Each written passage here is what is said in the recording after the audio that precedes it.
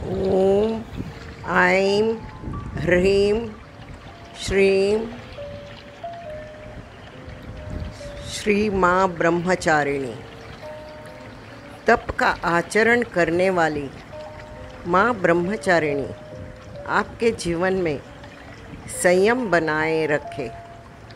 ओम ऐं ह्रीं क्लीं ब्रह्मचारिण्ये नमः।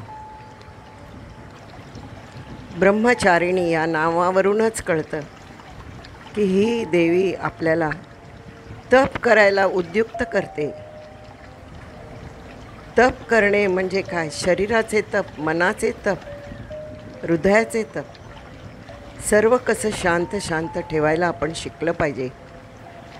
हेच ही ब्रह्मचारिणी माँ आपल्याला या नवरात्रीच्या, शारदीय नवरात्रीच्या दुसऱ्या दिवशी शिकवते। जय माँ।